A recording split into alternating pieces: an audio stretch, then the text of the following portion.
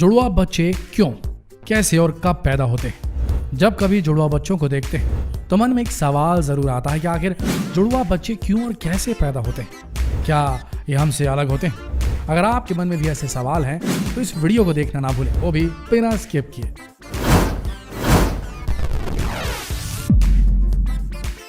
राम श्याम सीता गीता जुड़वा और न जाने कितनी फिल्म्स जुड़वा बच्चों को लेकर बनाई जा चुकी, पर हर बार जुड़वा बच्चों की शक्ल एक जैसी हो ये जरूरी नहीं। कई बार तो ये एक दूसरे से बिल्कुल अलग होते हैं और कई बार तो इनके जेंडर भी अलग होते हैं, जैसे एक लड़का और एक लड़की। पर सवाल आखिर ये है कि जुड़वा बच्चे क्यों पैदा होते हैं और ये कैसे डिसाइड होता है कि ये एक जैसे होंगे या अलग अलग।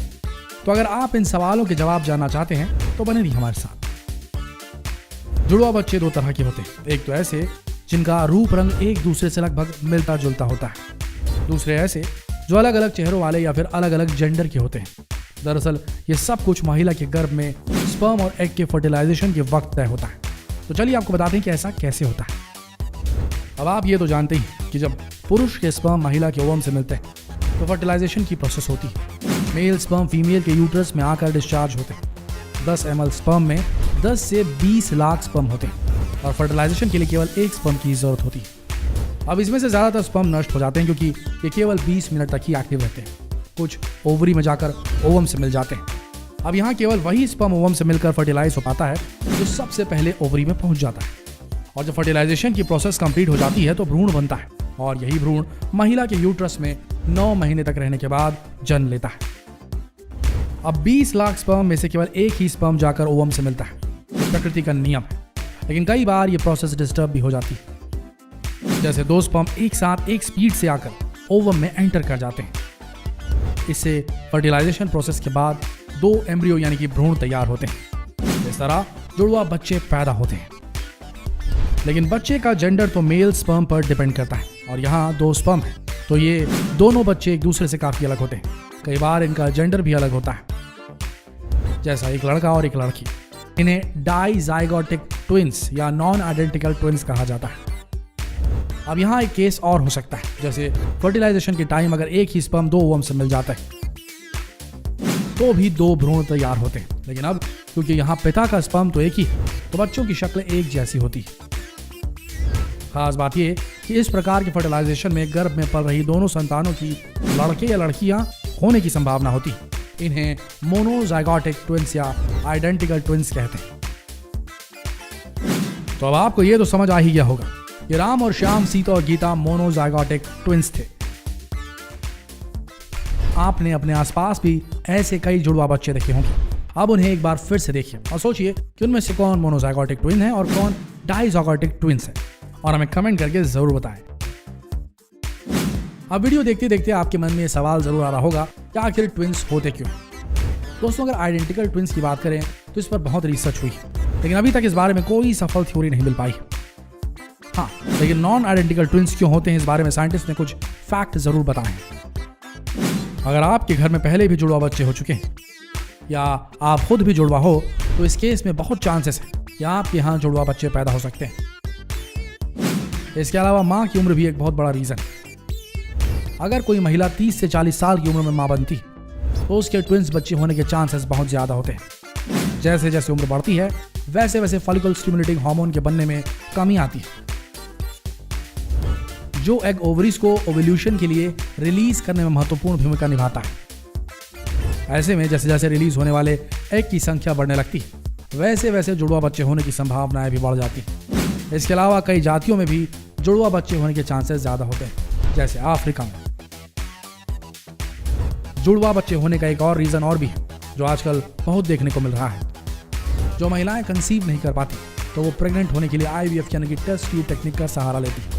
ऐसे केसेस में जुड़वा बच्चा होने की संभावना बहुत बढ़ जाती है। दोस्तों, अब हम आपको ये बताने जा रहे हैं कि जुड़वा बच्चे के साथ साथ क्या क्या परेशानी आ सकती है। कई बार ऐसा देखा जाता है कि एक बच्चे की ग्रोथ रुक जाती है जबकि दूसरा बच्चा एकदम नॉर्मल रहता है। इसे वैनिशिंग ट्विंस कहते हैं। इसके अलावा अक्सर जन्म के समय जुड़वा बच्चों का वजन नॉर्मल से कम होता है, यानी 2.5 किलो से कम होता है। कई बार ऐसा भी होता है कि एक बच्चा कमजोर होता है, उसमें खून की भी कमी हो सकती है, और दूसरा बच्चा एकदम तंदुरुस्त होता है। जुड़वा बच्चों के समय जो सबसे बड़ी समस्या आती है वो है डिलीवरी के समय। अगर दोनों बच्चों का सर नीचे की ओर है तो नॉर्मल डिलीवरी हो सकती है, पर अगर एक बच्चे का सर नीचे हो और एक का सर ऊपर, ऐसे में नॉर्मल डिलीवरी के चांसेस कम होते हैं और डॉक्टर सी सेक्शन की सिजेरियन की सलाह दे सकते हैं। अब आपको ये भी बता दें कि आप कैसे जान सकते हैं कि किसी महिला के गर्भ में जुड़वा बच्चे हैं। वैसे तो अल्ट्रासाउंड से ही क्लियर हो जाता है कि गर्भ में ट्विंस है या नहीं, लेकिन कुछ शुरुआती सिम्टम्स को देखकर भी ये पता लग सकता है कि महिला के जुड़वा बच्चे होंगे या नहीं। सबसे पहले तो महिला को नॉर्मल प्रेग्नेंट लेडी से ज्यादा भूख लगती है। अब कोख में 2 बच्चे हैं तो भूख भी उसी हिसाब से लगेगी। तो अगर महिला को हर आधे घंटे में भूख लग रही है तो उससे ट्विंस प्रेगनेंसी हो सकती है। ट्विंस प्रेगनेंसी में पेट जल्दी बाहर आ जाता है। नॉर्मल प्रेगनेंसी में जहां 3 से 4 महीने में बेबी बम्प दिखना स्टार्ट होता है, वहीं जुड़वा बच्चे के समय 2 से 2.5 माह में ही दिखने लगता है बेबी बम्प। प्रेग्नेंट महिला को स्पॉटिंग और ब्लीडिंग होने का खतरा ज्यादा होता है। अगर गर्भवती महिला के शरीर पर गुलाबी और भूरे रंग के धब्बे नजर आते हैं तो इस बात की ओर इशारा कर सकते हैं कि गर्भ में एक नहीं बल्कि 2 बच्चे हैं। इसके अलावा प्रेगनेंसी के 90 हफ्ते में डॉपलर तकनीक की मदद से दोनों बच्चों की धड़कनों को अलग अलग सुना जा सकता है। अब एक सीक्रेट फॉर्मूला जिसे सुनकर आप हैरान रह जाएंगे। अगर आप प्रेग्नेंट महिला में इस बात को कंफर्म करना चाहते हैं कि वो जुड़वा बच्चों की मां बनने वाली है तो इसके लिए सबसे आसान तरीका है आप उन्हें मॉर्निंग में देखें। गर्भवती महिला के शुरुआती लक्षणों में मॉर्निंग सिकनेस बहुत ज्यादा होती है। महिला जिनके गर्भ में जुड़वा बच्चे होते हैं उन्हें दूसरी गर्भवती महिलाओं की तुलना में मॉर्निंग सिकनेस ज्यादा होती है। दोस्तों, आपने अक्सर फिल्मों में देखा होगा कि अगर ट्विंस में से किसी एक को चोट लगती है तो दूसरा भी रोता है, एक हंसता है तो दूसरा भी हंसता है, बिल्कुल जुड़वा फिल्म जैसे। और आपको क्या लगता है, क्या ये सच है? पूरी तरह नहीं। हाँ, ये जरूर होता है कि बच्चे इमोशनली एक दूसरे से ज्यादा अटैच होते हैं और अगर इन्हें जन्म के बाद अलग किया जाए तो इनके विकास पर इसका प्रभाव पड़ता है।